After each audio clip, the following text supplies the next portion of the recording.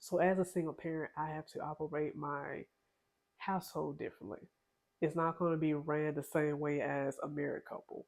Like for me, when it comes to my budget, I really do have to budget my money carefully because I am the sole provider for this household. Now, it doesn't mean I don't get support from my son's father, but I also understand that I am like the main parent in this situation because my son does live with me full time.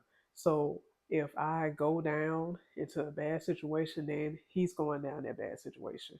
And I have to make sure that I'm staying on top of my game and make sure I'm doing what I need to do. And I thank God I was able to do that for the almost the last 12 years of my life because my son be 12 soon in December.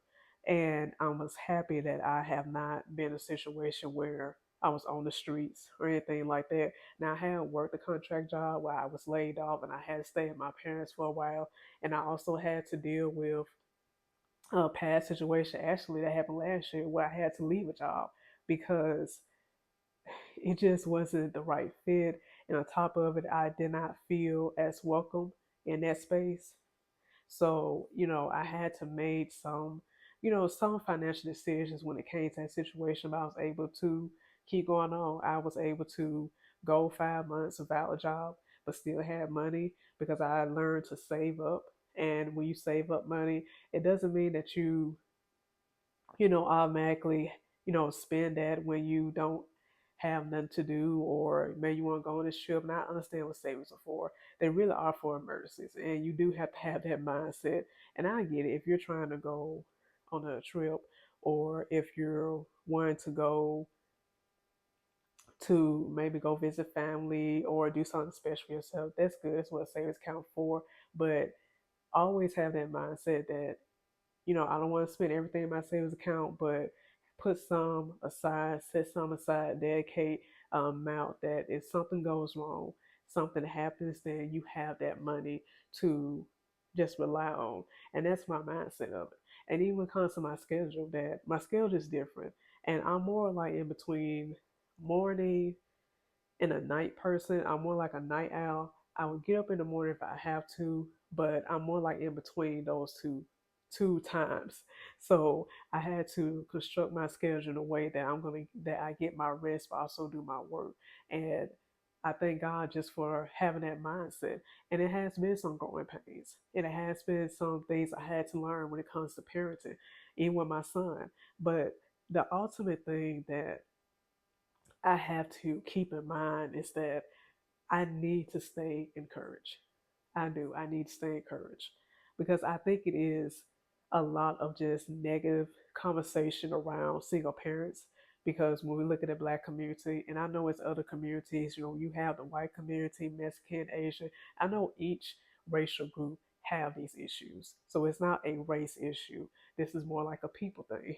But I know, like in the black community, it's like we do down single mothers specifically, and not so much we talk about single fathers, but I usually hear a lot of conversation about down single mothers because it's like this thing like, oh, y'all just sleeping around, oh, you're complaining about this and that, oh, this and that without knowing the story.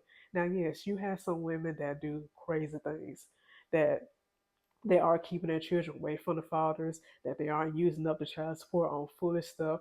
But I know that the root of that is really more of hurt. And they don't know how to express that. They don't know how to voice that. They don't know how to communicate that.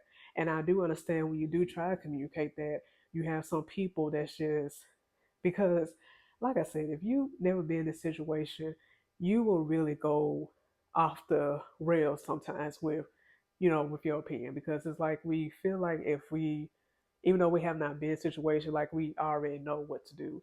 But when life really hits you and you in that situation, all of that change and like it just makes you humble all of a sudden that you're not really so quick to judge or so quick to be arrogant that you really sit there and just like, you know what, I'm in a situation now and now I'm understanding. So I'm not so quick to down single mothers that are struggling. Now, of course, I can be a person that can correct, some women into how they handle those situations because you want peace and you do need to, and like I said, you do need to stay encouraged and you do need to surround yourself with people that do understand the situation, but they know what to say to you in the times that you need it. You don't need a criticism. And I understand even with co-parents that can happen, that you can have fathers that maybe because they may be resentful of the mothers for leaving the relationship, or maybe they are resentful because the mothers are doing well and they thought they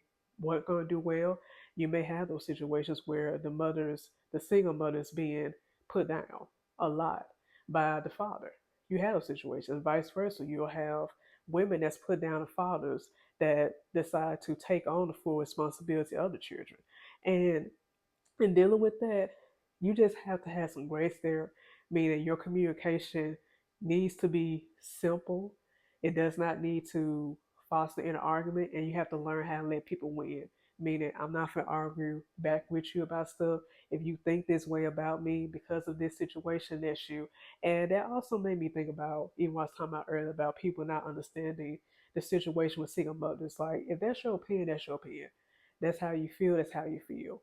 And I'm not so quick to do that with people because if I don't know you, then I can't really judge you off your situation.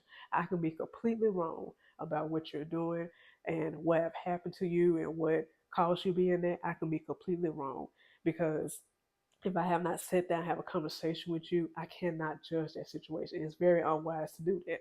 And I know not everybody gonna take that advice, but coming from me, being wise, I suggest that you get to know people and know the real root of it.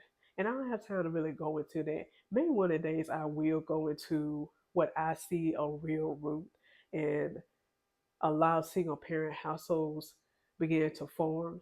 I believe, I have a good grasp on what I think it is, but it's going to be a hard conversation and a real conversation.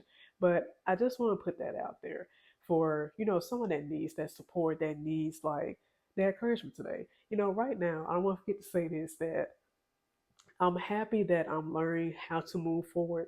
I'm happy that I have went back to school, got my MBA, get my PhD. I do want to get in the business for myself. I have recently went on an interview to have to get like this teaching job at a college, and I'm happy that I stepped out of my comfort zone to go and do that. So I'm happy that I'm, trying to go forward in this and not just stay in this place like I have before of just depression. But I also had to give myself some grace in that because I was in a new situation. I didn't know how to be a parent at that time. And yes, I have siblings, I have watched them before, but that's not the same thing when you have your own, when you have to maintain your household, all that. And when I had my son, I actually was a year out of college.